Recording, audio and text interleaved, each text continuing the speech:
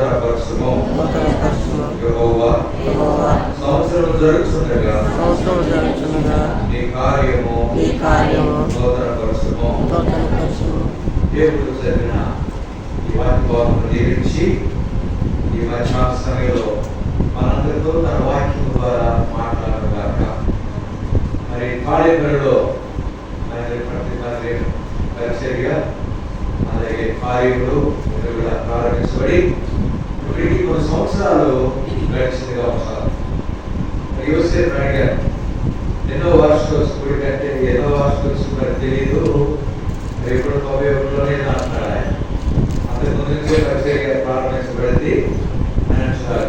దీన్ని కూడా చూస్తే మరి చాలా సంవత్సరాల క్రితమే ఇక్కడ కాళేపల్లిలో పరిచర్య ప్రారంభించబడి నేటి వరకు కొనసాగిందని దేవుడు అనుగ్రహించాడు.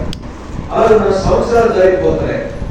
ఇక్కడ మందిరం పరిచర్య ప్రారంభించబడి లేక ప్రతిష్ట వల్ల కార్యక్రమం ప్రారంభించబడి ఏదైనప్పటికీ ఇన్ని సంవత్సరాలు ఈ స్థలంలో దేవుని ప్రజలు కూడుకొని దేవుని సేవించడం, దేవుని కనపరచడం, దేవుని కార్యాల్లో ఎంతో చక్కగా పాల్పొందడానికి దేవుడు ఎంతో కృప అనుగ్రహించిన వాడు ఉంటున్నాడు. అలాగే సంవత్సరాలు జరిగే కొద్దీ దేవుని కార్యము ఏమవుతుండాలంటే నూతనపరచబడాలి, దేవుని కార్యము వర్ధిల్లాలి. అలాగే అనేక రీతిలుగా సంఘము క్షేమాభివృద్ధి పొందాలి, సంఘములో ఆశీర్వాదకరమైన అనుభవాలు, అలాగే సంఘానికి దేవుని మందిరానికి వచ్చే దేవుని బిడ్డలు ఎంతో క్షేమాన్ని పొందేవారు ఉండాలి.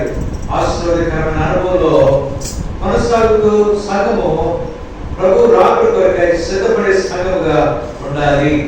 అందువల్లనే మరి ఇలాగున్న వార్షికోత్సవ కృతజ్ఞత కోరికలు ఆయా కోరికలు కలిగి ఉండే దేవుడు అనుగ్రహిస్తున్నాడు. అలాగే ఈ దినం కూడా మరి వాతావరణం గురించి కొంత భయపడి వర్షం వస్తే ఇదంతా కాలిపోతుంది, మరి చెమ్మ తిరుగుతుంది అన్న రీతిగా మరి యోసేపు ఎంతో భయపడుతూ వచ్చినాడు. అయితే దేవుడు ఒకవేళ మరి వాతావరణం వర్షంగా లేకపోయినప్పటికీ చక్కటి వాతావరణాన్ని దేవుడు మనకు అనుగ్రహించుకోవాల్సినాడు. దాన్ని బట్టి దేవుడికి ఎంతో వందనస్తులమైంచున్నాడు. దేవుడి కార్యము నూతనపరచబడాలి, దేవుడి కార్యము అభివృద్ధి పొందేదిగా ఉండాలి. అలాగే సంఘము మరి అభివృద్ధి పొంది ప్రభు రాకడ కొరకే యోగ్యమైన సంఘంగా సిద్ధపట్టు కొరకై దేవుని వాక్యం యొక్క హెచ్చరిక ఎంతైనా అవసరంగా ఉంటారు. ఏంటి ఆ హెచ్చరిక అంటే బేర్షెబ. ఈరోజు మనము బేర్షెబ ప్రార్థన మందిరంలో కూడుకొని ఉంటున్నాం. బేర్షెబ ప్రార్థన మందిరం యొక్క అనుభవం మనం కలిగి వారికి ఉండాలి, బేర్షెబ యొక్క అనుభవం. అందువలన బైబిల్లో ఒక విషయాన్ని మనము ధ్యానించుకుంటున్నాం, బేర్షెబ యొక్క అనుభవం. ఏంటి బేర్షెబ యొక్క అనుభవం అని అంటే బైబిల్లో ఒక వాక్యాన్ని మనం జ్ఞాపకం చేసుకుంటే చక్కగా మనం ఆ వాక్యాన్ని ధ్యానించవచ్చు. ఆదికాండం 22వ అధ్యాయం, ఆదికాండం 22వ అధ్యాయం 19వ వచనం. ఆదికాండం 22వ అధ్యాయం 19వ వచనం. పాత నిబంధనలో పేజీ నంబర్ 16, పేజీ నంబర్ 16. ఆదికాండం 22వ అధ్యాయం 19వ వచనం. తరువాత అబ్రహాము తన పరివార యొద్దకు తిరిగి రాగా వారు లేచి అందరూ కలిసి బేర్షెబాకు వెళ్ళిరి. అబ్రహాము బేర్షెబాలో నివసించారు. అందరూ కలిసి బేర్షెబాకు వెళ్ళిరి. అబ్రహాము బేర్షెబాలో నివసించారు. ఈ సందర్భం అనేది దేవుడు మరి అబ్రహాముకు మరి లేక ఒక కుమారుని అనుగ్రహించాడు. అబ్రహాము కుమారుని పేరు ఇస్సాకు. సరిగా ఇస్సాకును దేవుడు అనుగ్రహించిన తర్వాత మరి కొంతకాలానికి దేవుడు అబ్రహాముతో ఏమని సెలవిచ్చాడంటే, అబ్రహామా, నీకు ఒక్కడై ఉన్న నీ కుమారుడు, నీవు ప్రేమించి ఇస్సాకును మోరియా పర్వతానికి తీసుకెళ్లి దహనబలిగా అర్పించు అని చెప్పి దేవుడు అబ్రహాముతో సెలవిచ్చాడు. వెంటనే అబ్రహాము ఏ మాత్రం కూడా ఎదురు చెప్పకుండా ఏమాత్రం కూడా మరి కాదు అనకుండా తన కుమారుడైన ఇస్సాకును దహనబలిగా అర్పించడానికి మోరియా పర్వతానికి తీసుకుని వెళుతున్నప్పుడు పై వచనాలను మనం చూస్తే 22వ అధ్యాయం మరి 3వ వచనం, తెల్లవారినప్పుడు అబ్రహాము లేచి తన గాడిదకు గంట కట్టి తన పనివాడు ఇద్దరిని తన కుమారుడు ఇస్సాకును వెంట పెట్టుకుని దహనబలి కొరకు కట్టెలు చీల్చి లేచి దేవుడు తనతో చెప్పిన చోటికి వెళ్ళాను. వెళ్ళిన తర్వాత మరలా అబ్రహాం ఏం చేశాడంటే మరి ఇద్దరు తీసుకొచ్చాడు పనివారు. మరి ఆ పనివారితో మరి ఆయన అబ్రహాం ఏమని సెలవిచ్చాడంటే 5వ వచనం, తన పనివారితో మీరు గాడిదతోనే ఇక్కడే ఉండుడి, నేను ఈ చిన్నవాడును అక్కడికి వెళ్ళి దేవునికి మ్రొక్కి మరలా మీ వద్దకు వచ్చిందని చెప్పి ఆ పనివారిని అక్కడ పెట్టి అబ్రహాము ఇస్సాకు వెళ్ళారు.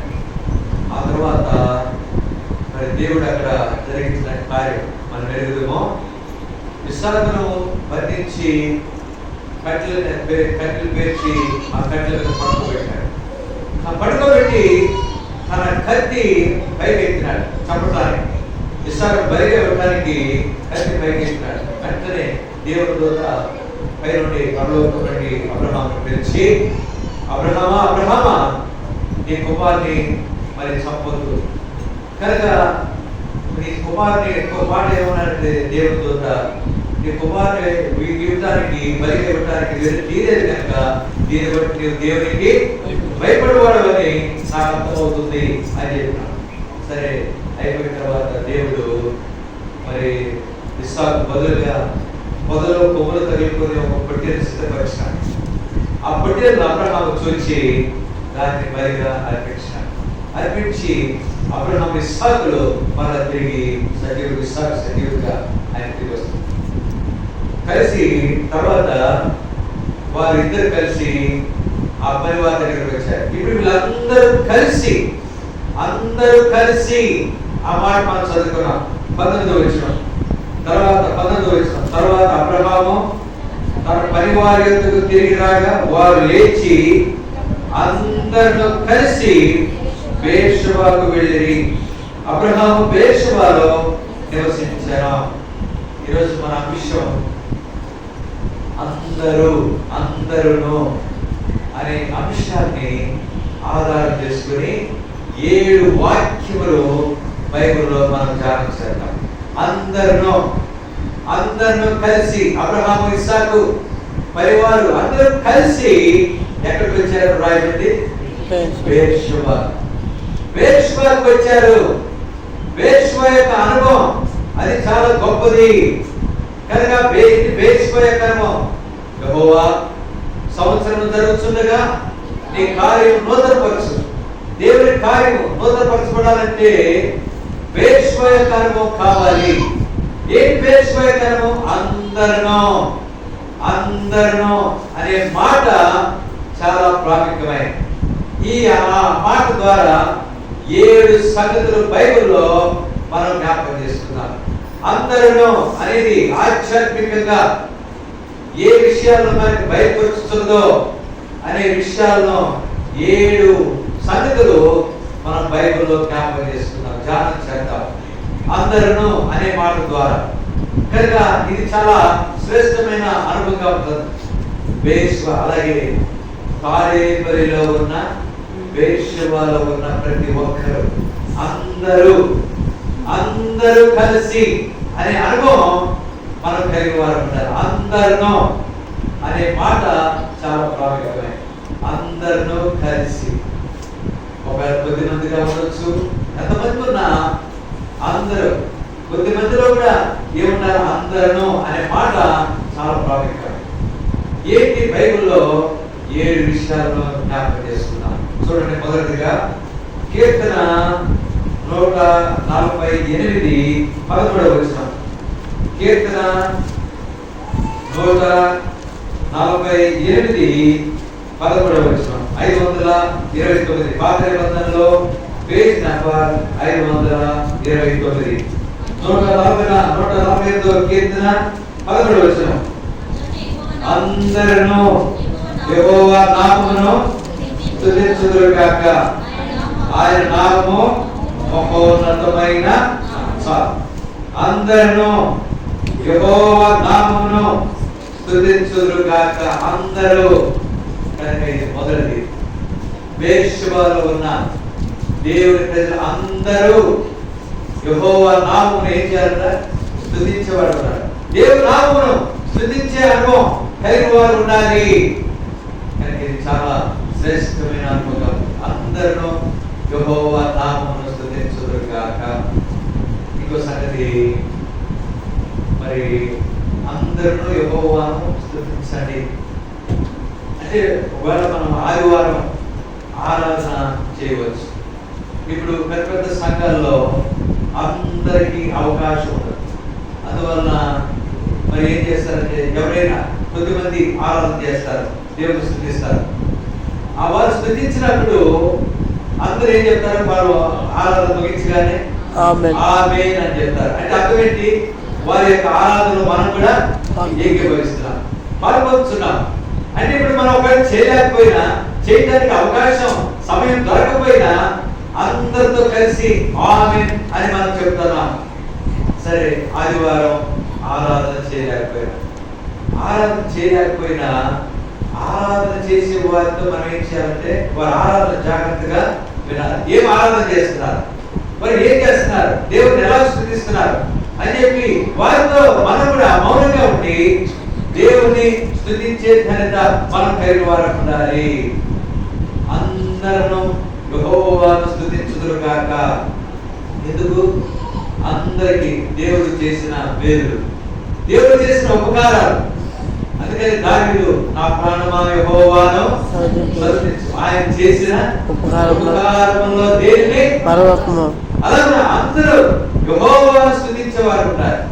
సరే, ఆదివారం ఒక రోజైనా మనం మిగతా రోజుల్లో ఇప్పుడు బయటకు వెళ్ళాం, ఎక్కడికో బజారుకో లేకపోతే పని మీద వెళ్ళాం, లేకపోతే ఉద్యోగానికి వెళ్ళాం, మళ్ళా మనకి ఇంటికి వచ్చాం, పని చేసిన స్థలాల నుంచో లేకపోతే బయటకు వెళ్ళి ఇంటికి వచ్చాం. రాగానే ఏం చేయాలి? ప్రభువా మమ్ములను ఏం చేసావు? క్షేమంగా ఇంటికి తీసుకొచ్చావు, దాన్ని బట్టి నిన్ను స్తుతిస్తున్నాను. మార్గంలో బయటకు వెళ్ళినప్పుడు మమ్మల్ని కాపాడినావు, భద్రపరిచినావు, మీ క్షేమం దయచేసినావు, మళ్ళా సురక్షితంగా మళ్ళా మా ఇంటికి తీసుకొచ్చినావు, దాన్ని బట్టి నిన్ను స్తుతిస్తున్నాను. దేవుడికి ఏ సమయంలోనైనా ఏ పరిస్థితుల్లోనైనా మనం దేవుని స్తుతించే అనుభవం కలిగిన వారు ఉండాలి. అంతేకాదు, దేవుడు అనేకమైన మేలులు చేస్తున్నాడు. అనారోగ్య పరిస్థితి వచ్చింది, దేవుడు స్వస్థపరిచాడు. వెంటనే ఏం చేయాలి? ప్రభువా నీవు నన్ను స్వస్థపరిచినావు, దాన్ని బట్టి నేను నిన్ను స్తుతిస్తున్నాను. అలాగే అందరూ దేవుని మందిరానికి వచ్చే అందరూ దేవుణ్ణి స్తుతించాలి. అందరూ దేవుని స్తుతించాలంటే అందరికి ఏం ఉండాలా? అందరూ బైబిల్ ఒక వాక్యం ఉంది, అపొస్తలుల కార్యములు 17వ అధ్యాయం 30వ వచనం ఏముందంటే, అపొస్తలుల కార్యములు 17వ అధ్యాయం 30వ వచనం ఏముందంటే, అందరూ అంతటా మారు మనస్సు పొందాలి. అందరూ అంతటా మారు మనస్సు పొందాలి. ఇంకా ఎవరైనా ఇక్కడ కూర్చున్న వాళ్ళ కొద్ది మందిలో మారు మనస్సు ఇంకా పొందకుండా, ప్రభువును రక్షకులుగా అంగీకరించకుండా, యేసు ప్రభువుని హృదయంలో చేర్చుకోకుండా ఉంటే కనుక దేవుని స్తుతించలేని పరిస్థితి నువ్వు కలిగి ఉంటావు. దేవుని స్తుతించాలంటే నీ హృదయంలో మారు మనస్సు కలిగిన సహోదరుడుగా సహోదరుడుగా ఉండాలి. అందరూ మారు మనస్సు పొందిన అనుభవం కలిగించాము, అందరూ పొందితే ధన్యులు. చాలా గొప్ప సంగతి. ఇంకా ఎవరైనా ఇక్కడ కూర్చున్న వాళ్ళు ఈ మైక్ ద్వారా దూరం నుంచి పెట్టిన ప్రియులారా, ఇంకా మీరు మారు మనస్సు పొందకపోతే, యేసు ప్రభువుని రక్షకుడిగా అంగీకరించకపోతే, ఈ సమయంలోనే ప్రభువును రక్షకుడిగా అంగీకరించాలని ప్రభు వాక్యం ద్వారా మనం హెచ్చరించబడుతున్నాం. ప్రభు నేను దర్శిస్తున్నాడు, నా కుమారుడా నా కుమారుని సంబోధిస్తూ నేను దర్శిస్తూ నీ హృదయాన్ని నాకు ఇవ్వని ప్రభు అడుగుతుండగా, నీ హృదయాన్ని ప్రభుకి ఇస్తే నీ హృదయంలో ఉన్న ప్రతి పాపాన్ని ఆయన కడిగి శిలువ ద్వారా కడిగి శుద్ధీకరించి ఆయన కుమార్తెలుగా ఆయన బిడ్డలుగా చేసుకునేవాడు ఉంటాడు.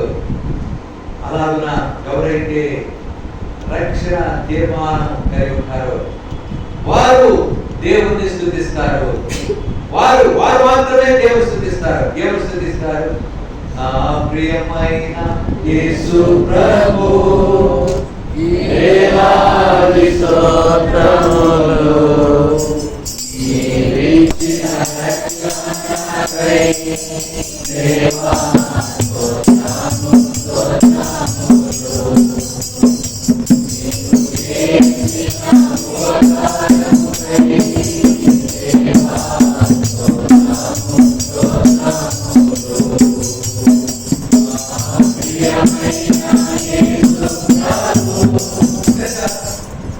స్తోత్రములు వేలాది స్తోత్రములు. అంటే ఎంత స్తుతించినా నేను ఆ స్తుతికి ఏమాత్రం కూడా ప్రభు చేసిన కార్యం సాటి కాదు. అందువల్ల ఎంత స్తుతించాలో అంతగానే మనం స్తుతించాలి. వేలాది స్తోత్రములు చెల్లిస్తున్నాను నువ్వు చేసిన మేలుకై, నువ్వు నన్ను రక్షించుకున్న విధానాన్ని బట్టి, నాకు చేసిన ఉపకారాన్ని బట్టి నేను నిన్ను స్తుతిస్తున్నాను. ఆ రీతిగా దేవుని ప్రజలు, రక్షించబడిన వారు, మార్పు పొందిన వారు దేవుని స్తుతించు అందరూ. కనుక ఇప్పుడు ఇక్కడ కూర్చున్న అందరము ఏం చేయాలి? దేవుని స్తుతించాలి. అందరూ స్తుతించాలని అందరూ ఏం పొందాలా? రక్షణ. వారు మనసు పొందిన అనుభవం మనం కలిగి వారు ఉండాలి. కనుక ప్రతి ఒక్కరు ప్రభువా నేను పాపిని, నన్ను క్షమించు, నీ రక్తం ద్వారా నన్ను కలుగు, నా హృదయంలోని క్రమాన్ని ప్రభువును వేడుకుంటే ఆయన నిన్ను క్షమిస్తాడు. క్షమించుటకు సిద్ధమైన మనస్సు కలిగిన వాడు ఆయన ఎవరు కూడా దోషివేసేవాడు కాదు. నా యొక్క వచ్చేవారిని నేను మాత్రము దోషివేనని సెలవిస్తా ఉన్నాడు. ఈ అనుభవం నీ జీవితంలో కలిగి ఉంటే ధన్యుడు, ధన్యురాలు. అలాగున దేవుని స్తుతించే ఫలిత నువ్వు కలిగిన సహోదరుడుగా, సహోదరిగా ఉంటావు. ఇది నా మాట చదువుకున్నా 148వ కీర్తన 13వ వచనం. అందరూ యెహోవా నామమును స్తుతించుదురుగాక. ఆయన నామము మహోన్నతమైన, ఆయన నామము మహోన్నతమైన నామముగా మనకు కలిగిందిగా ఉంటుంది. దేవుని స్తుతించు. ఎల్లప్పుడూ ఆయన చేసిన కార్యములను మర్చిపోక ఆయన మేలు ఉపకారాలు, ముఖ్యంగా నేను ప్రశ్న చెప్పండి, ఆయన చేసిన ఉపకారాల్లో ప్రాముఖ్యమైన ఉపకారం ఏంటి? ఏంటి ప్రాముఖ్యమైన ఉపకారం ఏంటి?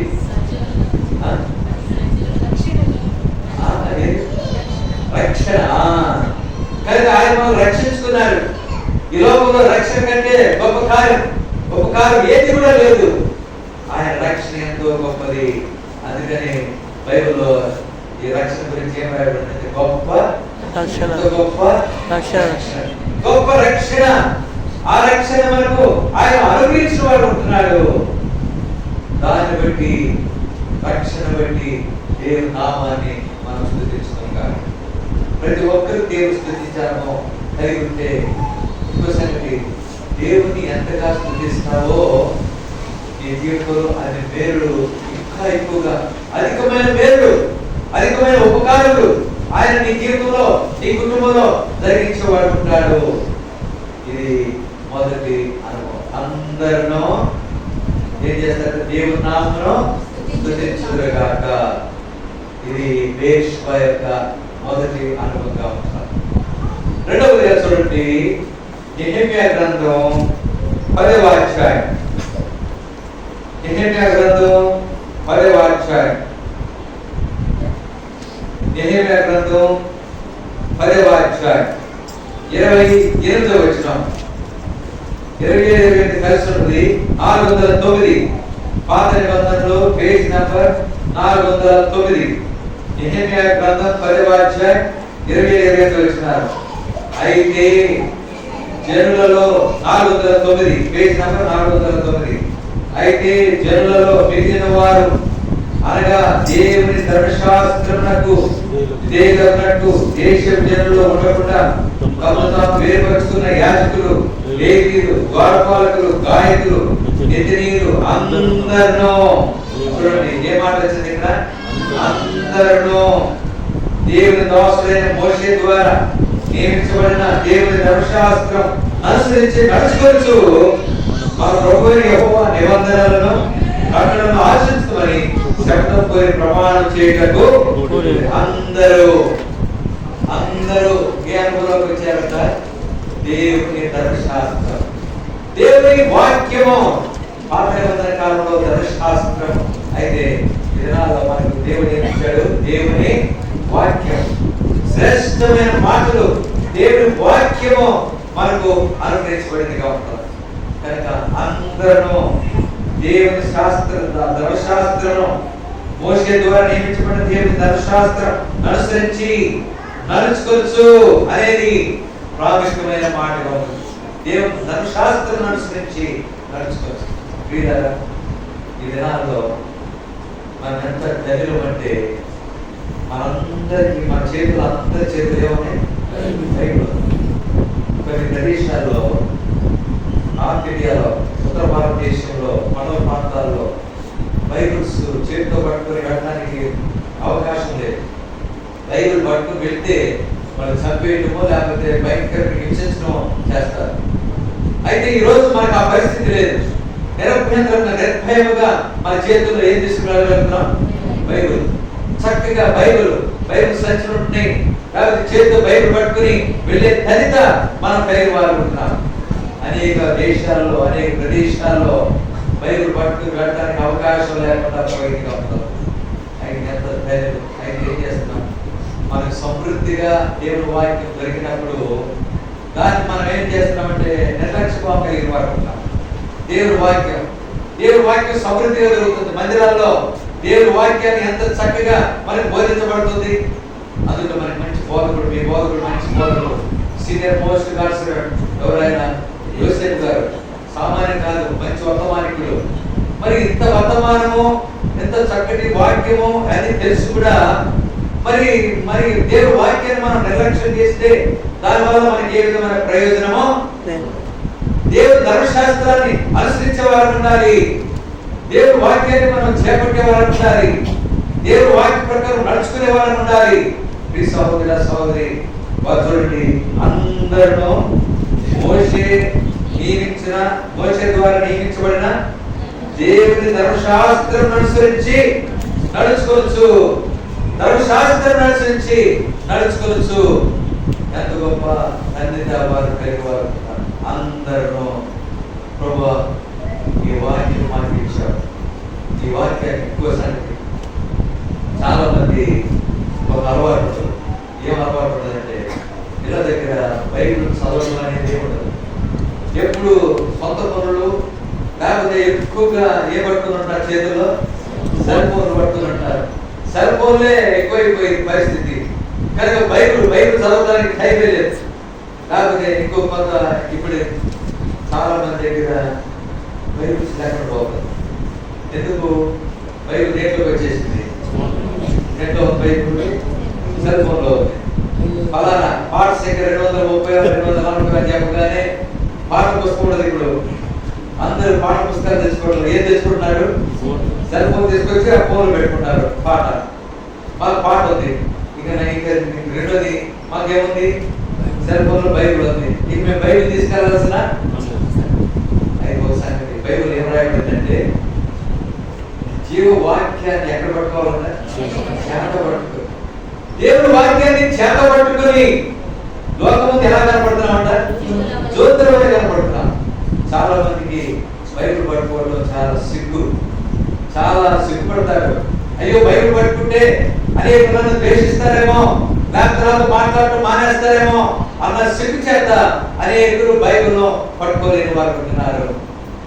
దేవుని వాక్యాన్ని పట్టుకోకపోతే నీ జీవితం చాలా ప్రమాదకరమైన పరిస్థితి. ఎందుకు ప్రమాదకరమైన పరిస్థితి? దేవుని వాక్యం ఎవరు చెప్పండి? దేవుడే వాక్యం. ఆద్యందు వాక్యం దేవుడు, వాక్యమే ఆ వాక్యమే శరీరధారి కృపాస సంపూర్ణుడిగా మన మధ్య నివసిస్తా ఉన్నాడు. కనుక వాక్యమే దేవుడు.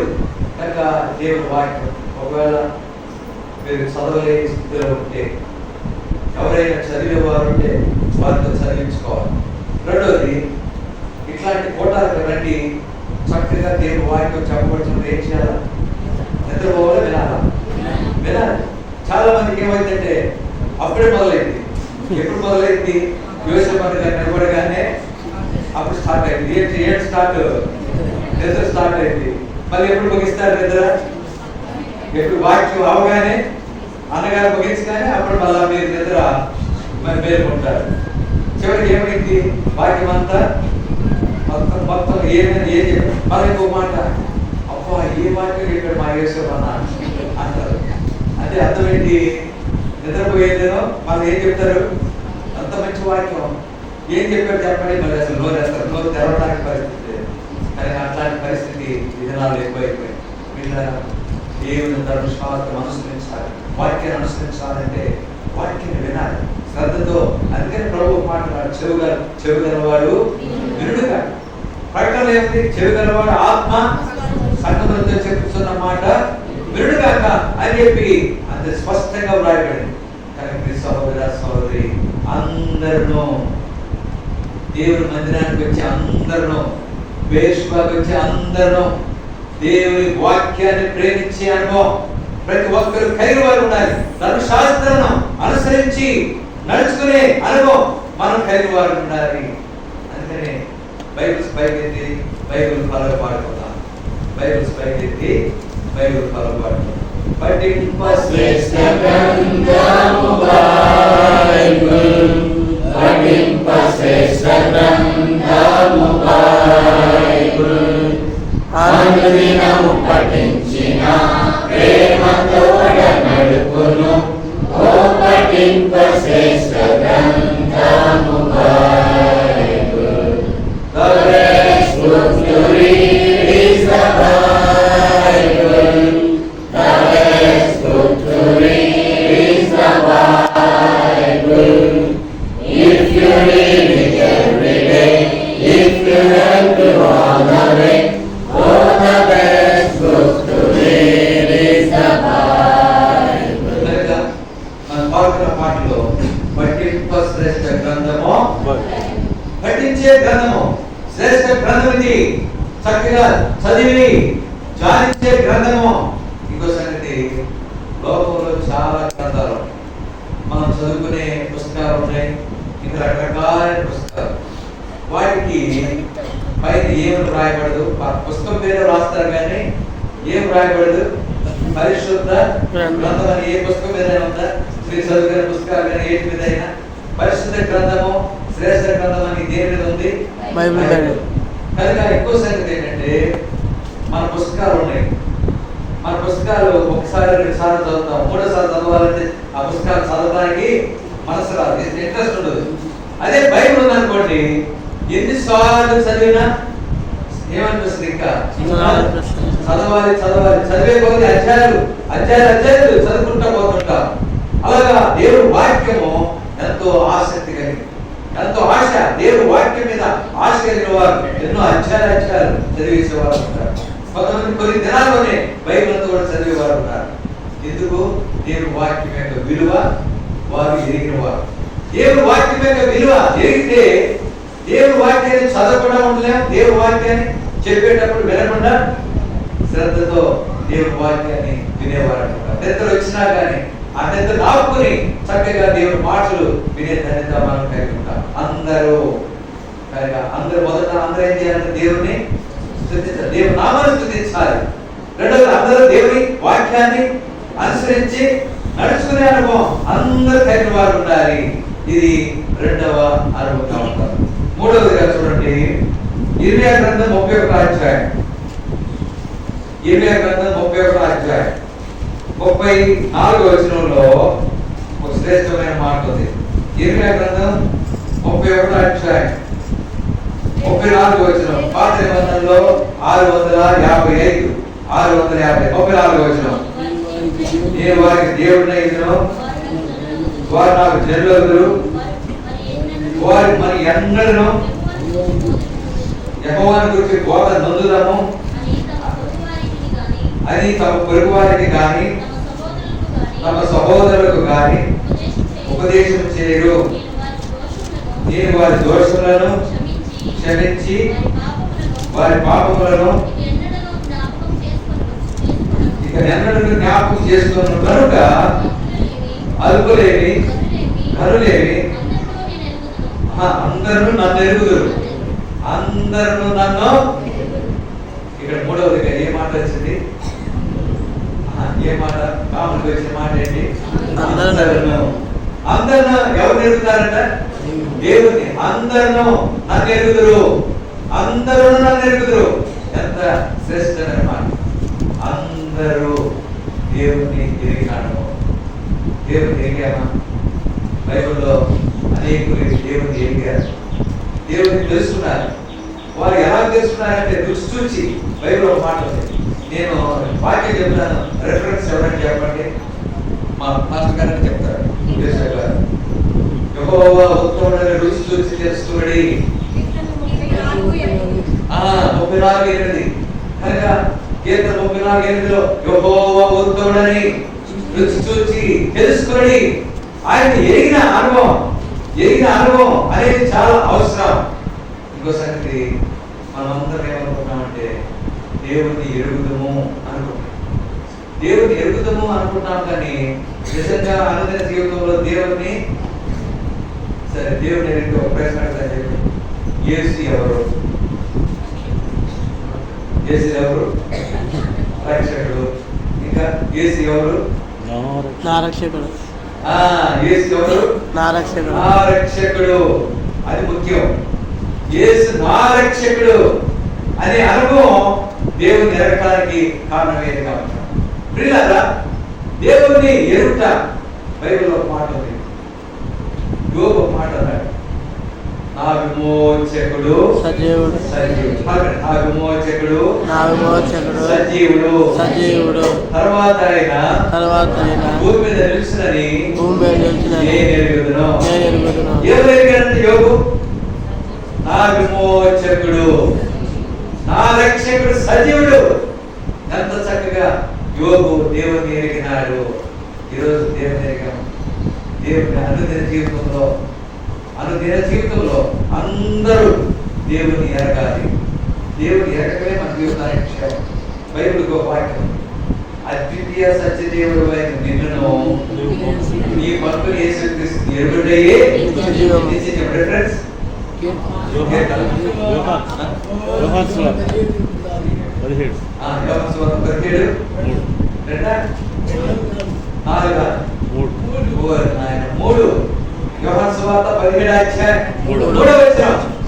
అద్వితీయ సత్యదేవుడు అయిన నిన్ను నీవు పంపిన యేసుక్రీస్తుని ఎరుగుటయే నిత్య జీవము.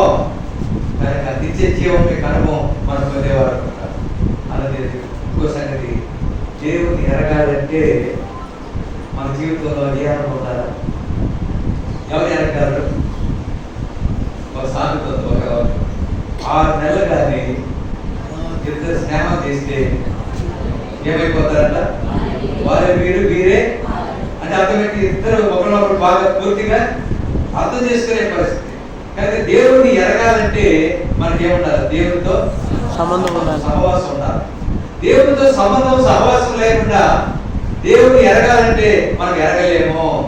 ఆయన దేవుడు ఎవరంటే ఏమో దేవుడు ఎవరో అన్నట్ల సమాధానం చెప్పే పరిస్థితి ఏర్పడేది కాబట్టి అందుకని ఇంకో సంగతి, దేవుని ఎరుగు ద్వారా ఇంకో మంచి కార్యం అవుతుంది. దేవుని ఎరుగువారు బలము కలిగి ఒక కార్యములు చేశారు. ఆ మాట ఎక్కడుంది? దానియేలు గ్రంథం 11:32. దానియేలు గ్రంథం 11:32. కాబట్టి దేవుని ఎరుగువారు బలము కలిగి గొప్ప కార్యములు చేసేవారు ఉంటారు. సహోదర అందరూ దేవుని ఎరగాలి ప్రభువా. అందుకనే దేవుని ఎరిగిన వాళ్ళు ఏమని చేస్తారు? దేవా, నువ్వు ఆశ్చర్యకరుడివి, ఆలోచనకర్తవి, బలవంతుడైన దేవుడివి, నిశ్చయుడివి, సమాధానకర్తవు. మళ్ళీ దేవుని ఎరిగిన వారు ఏమనంటారు? మహాగణుడివి, మహోన్నతుడివి, పరిశుద్ధుడివి, నిత్య నివాసమైనవి. మళ్ళీ దేవుని ఎరిగిన వారు ఏమంటారు? నువ్వు గౌరవనుడివి, రత్నవర్ణుడివి, 10,000 మంది పురుషులలో మరి దేవుని ఎరిగిన వారు ఏమంటారు? నీవు నాకు ఎత్తైన కోట, బలమైన దేవుడు, ఆశ్రయదుర్గము, ఆపత్కాలంలో నమ్మకమైన సహాయం. ప్రభువా, నువ్వు ఎంత గొప్ప దేవుడు. నా జీవితంలో నిజంగా నేను ఎరిగిన అనుభవం, నువ్వు ఎవరో నేను ఎరిగిన అనుభవంలో నా జీవితం ఎంత ధనికరమైంది దేవా అని చెప్పి దేవుని మనము కనపరిచేవాడు. ప్రియులారా, అనుదిన జీవితంలో ఆయన ఎరుగుతున్నాను. నన్ను ఎరుగుదు, అందరూ నన్ను ఎరుగుదు. ఈరోజు మనమందరం దేవుని ఎరగాలి. బేర్షెబాలో ఉన్న ప్రతి ఒక్కరు దేవుని పరిపూర్ణంగా ఎరగాలి. ఆయన ఎరిగితే ఎల్లప్పుడూ మన జీవితాల్లో గొప్ప మేలు ఆశీర్వాదం పొందుతాం.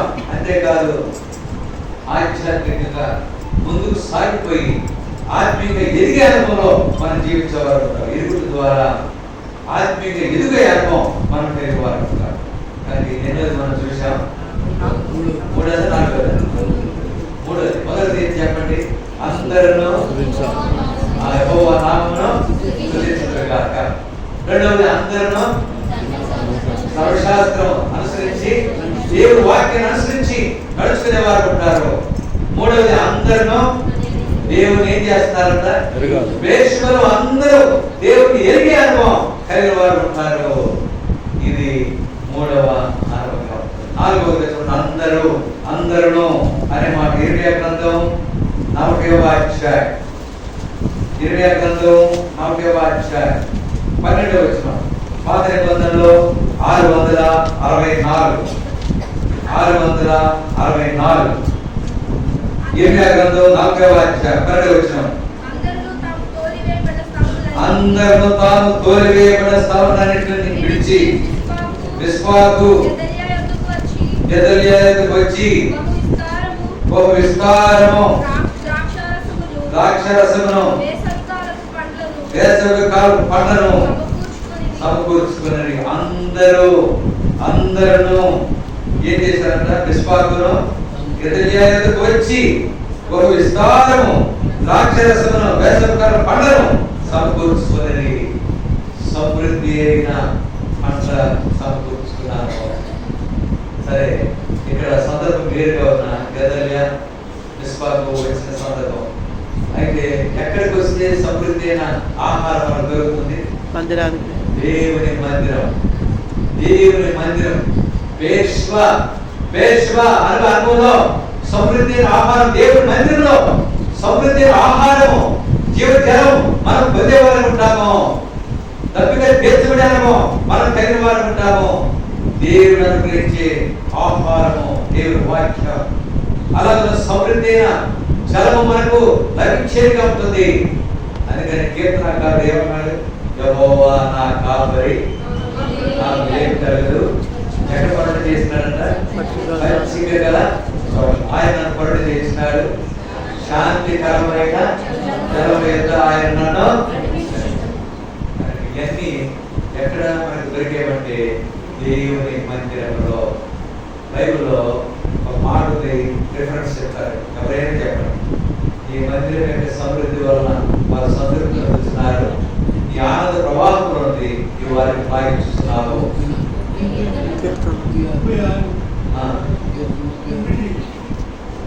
చెప్పండి. మా స్టాఫ్ కూడా ఉన్నారు, ఎవరు మాట్లాడతారు. 36:8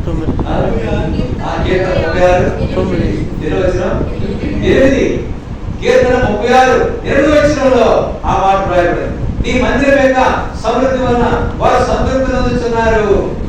నీ ఆనంద ప్రవాహంలో నీ వారికి తాకిస్తున్నావు. ఎవరి మాట చూడండి. అందరూ 12వ వచనం. తాను తోలివేయబడిన స్థలములన్నిటిని విడిచి మిస్పాకు గెదల్యా యొద్దకు వచ్చి. అలాగా మందిరానికి వస్తూ ఒక సందర్భంగా మందిరానికి వస్తూ మానివేసి ఎక్కడెక్కడికో వెళ్ళిన అనుభవంలో చివరికి మళ్ళా అదే మందిరానికి, ఇదివరకు మనం ఎక్కడికో వెళుతూ వచ్చామో, ఏ మందిరానికి హాజరైతే వచ్చామో ఆ మందిరానికి వెళ్ళి అక్కడ సమృద్ధి ఆహారం, సమృద్ధి పనులను పాలు చేసే అనుభవం మనం కలిగిన వారు ఉండాలి. అది చాలా శ్రేష్టమైనది. కనుక అందరూ దేవుని మందిరం యొక్క అనుభవం కలిగిన వారు ఉండాలి. కనుక అందుకనే బైబిల్ ఒక చక్కటి మాట, మా దేవుని మందిరమును మేము విడిచిపెట్టము. మా దేవుని మందిరమును మేము విడిచిపెట్టము. నెహెమ్యా 10:39 వచనం. నెహెమ్యా 10:39 వచనంలో ఆ మాట రాయబడింది. కనుక మందిరమును విడిచిపెట్టము. ఇంకొక హెచ్చరిక ఇవ్వబడింది. రూతుకు బోయజు ఇచ్చిన శ్రేష్టమైన హెచ్చరిక. రూతు, నీవు వేరొక పొలానికి వెళ్ళి ఏరుకొనవద్దు, ఈ పొలంలోనే నిలకడగా